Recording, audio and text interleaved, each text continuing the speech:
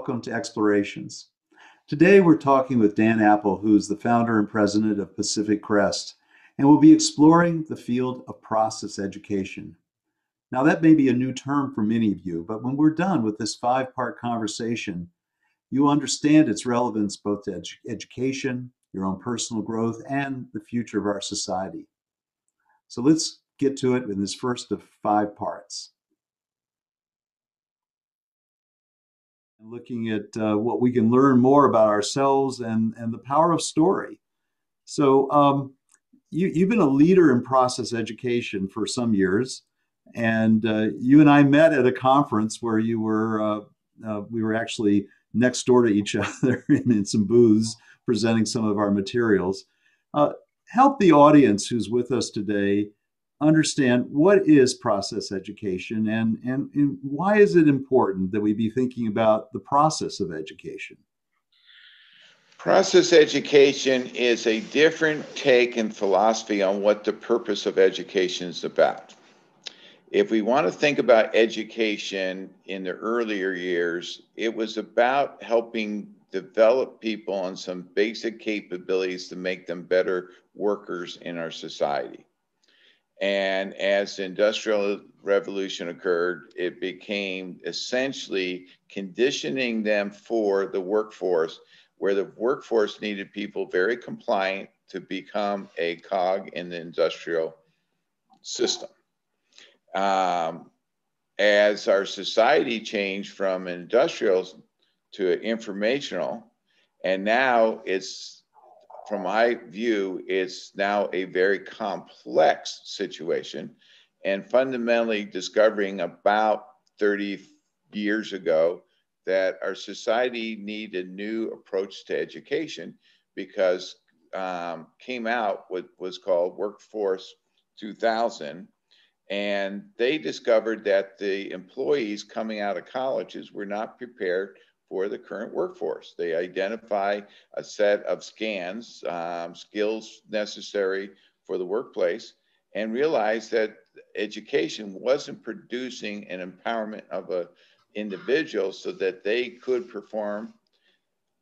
I developed with a group of faculty in the early 90s a new approach to education. We called it this and that for about 4 years as we were trying to describe what this and that was. And it settled down very quickly was that we could, during the 8,000 hours of a collegiate life, actually spend those 8,000 hours developing their capabilities in a set of transferable learning skills. And so if we shifted from the instructor instructing the learner with the information, which is the old model, because that's exactly what you want, is the instructor to actually train the employee to be a certain way, and learning, which was a movement that was occurring at the same time called active learning, is that all the research around learning is that an individual must construct knowledge, and that someone can't provide knowledge. They can provide information, but not knowledge. So if we really look at it and say every hour of time spent in educational process, what if we put the student in a very active performance-based learning environment and then use the instructor, who now becomes a facilitator of learning, and their job is assessing the performance of learning. And at the end of that cycle of an hour, both the learner and that facilitator assesses the performance of that learning, and you get a 1% improvement in learning each cycle. Do you know what happens to learning performance over time? Goes up. We call that learning to learn. Mm-hmm.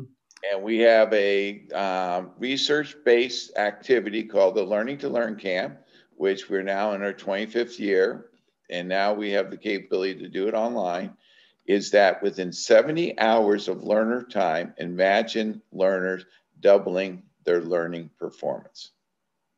Now, one of the things that I have learned since getting to know you and collaborate a little with you is that most students, many students who come in, especially into college, don't know how to learn. No one has ever taught them how to be a better learner. Uh, Say a little more about that and what the deficiencies are and what is the edge you work on when you're working with a student who comes in who doesn't know how to learn. Well, I can take it back to my own story, and that is when I went to UC Santa Cruz in 1971. I was a basketball player and played other sports in high school, and I had dedicated about 95% of my energy in my sports. And here I enter an environment where everybody was gifted in at least 15 to 20 dimensions of life. Many could speak multiple languages, play 5 instruments, were actresses and actors. They were in the chorus. They name a dimension. They've traveled 15 to 18 countries. And here I was coming over the hill from San Jose, very limited in my first 18 years of life. And all of a sudden I'm meeting all these people that felt like they have lived 5 lifetimes in comparison to me. And within 6 months, I developed a strategy. And the strategy was if I were ever going to catch up in this race of life, of being able to gobble up life with the same richness that everybody else is, I had to outperform them. And the way I described it was I had to learn faster so I could learn all these things that they learned over their first 18 years and catch up with them in 4 or 5 years. And the only way I could do that is, and there became my personal journey of learning to learn. One of my advisors there, we visit every 2 years, as I kept debriefing of what I've learned about learning to learn. So as soon as I got involved back in higher education after my dissertation, worked in the commercial world for 4 or 5 years, and then got hooked into higher education. And I started discovering that after about 4 years working with 10,000 students, discovered that students did not know how to learn. How did I do that? I asked 22 different colleges to give me a group of freshmen, sophomore, juniors, and seniors. And they were very different types of colleges: an engineering school, a highly selective college, a women's college, a business school, comprehensive state university, liberal arts college, a research university. And it didn't matter where I went, the same phenomena occurred. And what I liked is the reaction of the faculty. Typically, we had about 30 or so students and about 30 or 40 faculty members watching their own students perform. And I could consistently get the same group of faculty members angry within 1 hour. And the anger came about when they discovered those students that they knew pretty well, who were seniors, did not perform any better at the set of learning challenges I gave them along with those freshmen. So in 3 years, those faculty did not produce any better learners than the learners that they got at the beginning of the process. They were still learning the same way by senior year that they were using same tactics, strategies that as they used as a freshman. And what's scary is only 50% of the seniors were left. Oh, that's right. Because half of them had dropped out probably by then, right? And normally the reason that they dropped out is they couldn't perform as well as the ones that survived. So if you really think about it, were they getting better or were they actually getting a little bit worse? Yeah. If you factor in if those others were still there, it would look bad. That was in 1989. And there I committed myself to advancing learning to learn capability throughout higher education. Now, one of the things that I was, there's I think a big term today that a lot of people talk about. They talk about growth mindset and mindset a lot, and that you were talking about that in the '90s. Correct. And what did you discover about students related to this notion of growth mindset, and also about the stories perhaps that they were living in about themselves. Okay, typically that when working with students is that they come in and they have been told in 18, 19, 20 years of life that they're either smart, they're sort of smart, they're okay, they're somewhat dumb, or they're dumb. That self-image, which has been projected on them, is not changeable by that individual themselves. That narrative, that story that they're carrying along with them is very, very rigid. And now people would call that a fixed mindset. Right. Okay, so what was fun is when, in fact, I took a group of honor students that, quote, were the smart ones, and at the same time took a group of the developmental students, the dumb ones, and through the same process at the same time.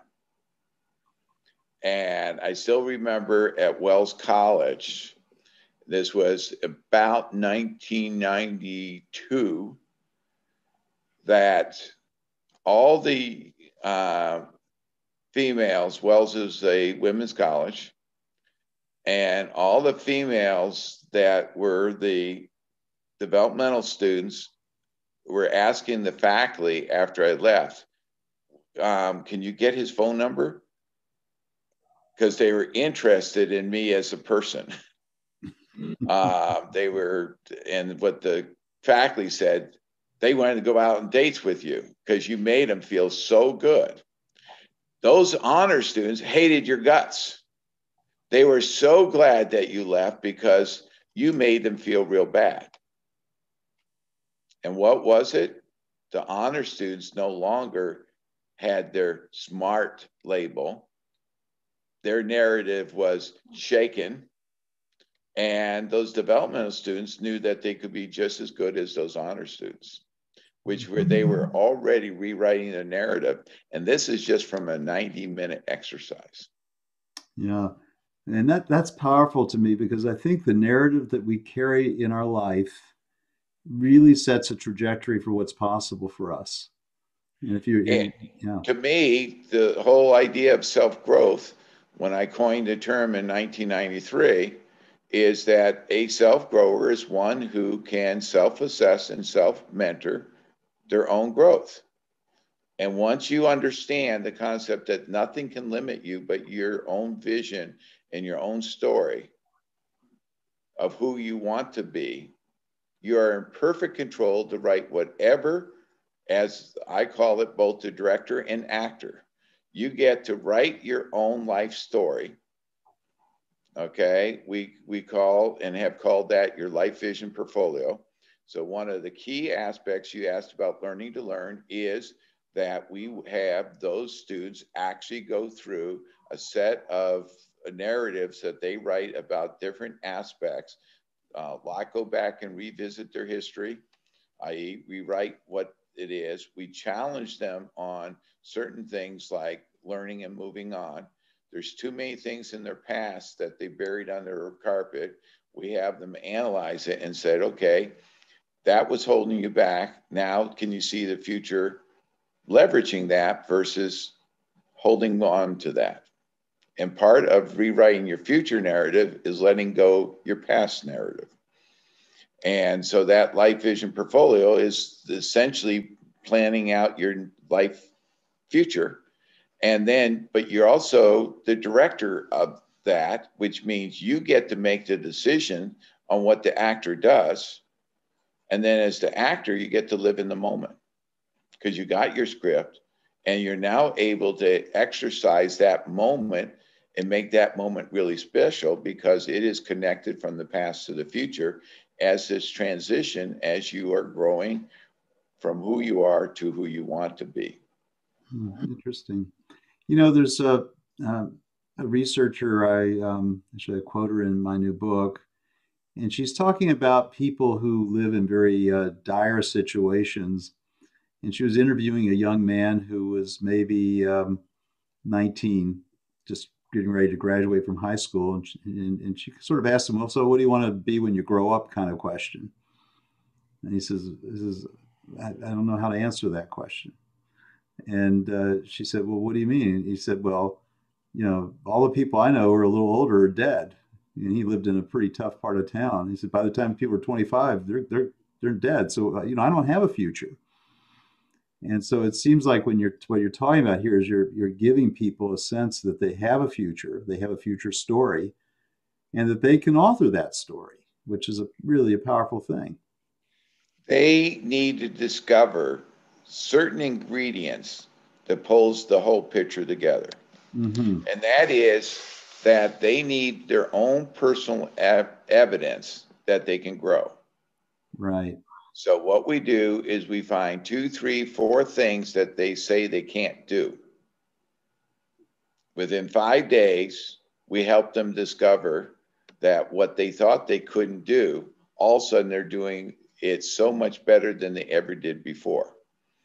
So I still remember down at Hines Community College, this was the start of their what was called Project U, and taking students who have failed out of the institution and that they were given, as Dr. Muse, the president, calls, their second chance.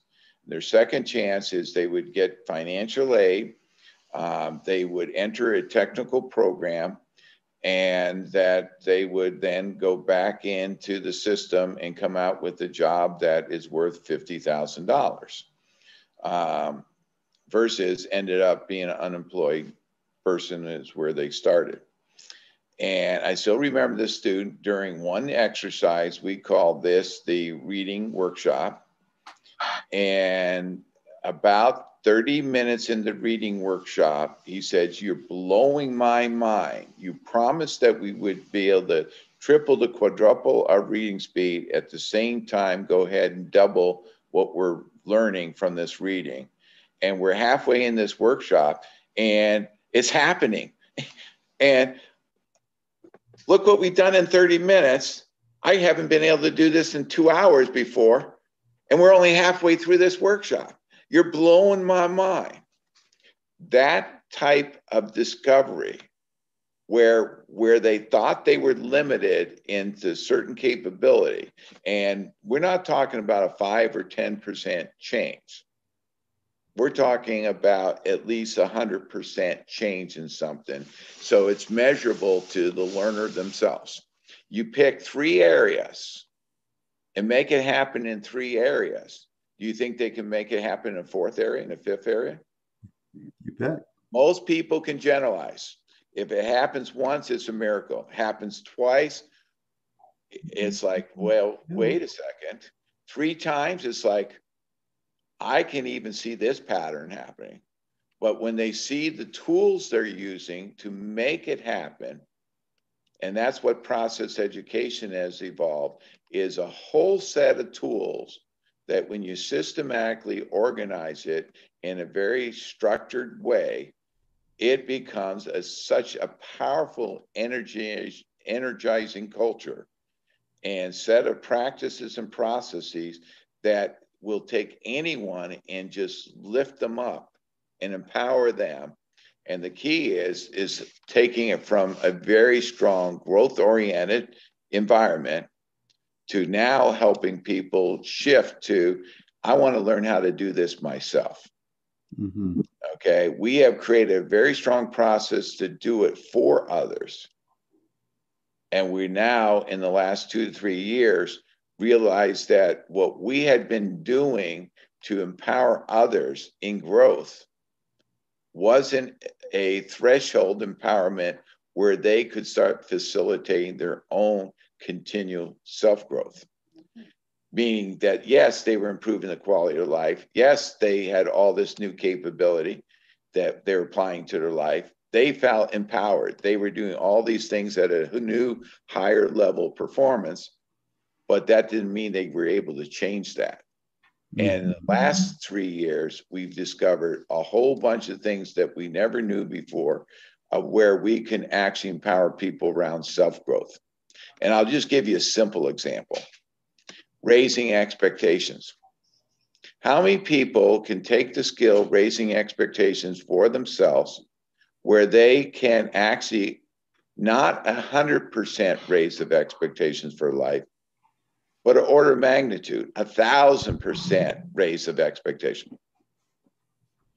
Nobody can project that far into the future of their ideal self. And I have a nice story. One of the faculty members that I have worked with for over 30 years and end up getting the SUNY Distinguished Professor Award for his work around the POGO effort.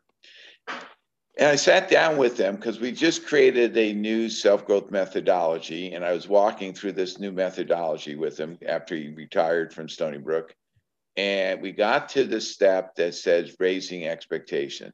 And he just said, Dan, I get it. If I knew this when I was 25, after graduating from Caltech with my PhD in chemistry, I would be a Nobel Prize winner in chemistry today.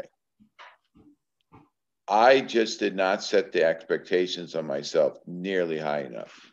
I've always met every expectation I set, but in fact, I still limited my expectations. And almost everybody thinks whatever bar they set is above their current capability. And if they reach that bar, they're successful. Yeah. Most people reach those bars. But why wasn't that bar set higher? Because they wanted to reach the bar. Well, if you set the expectations high enough, you're still going to reach it.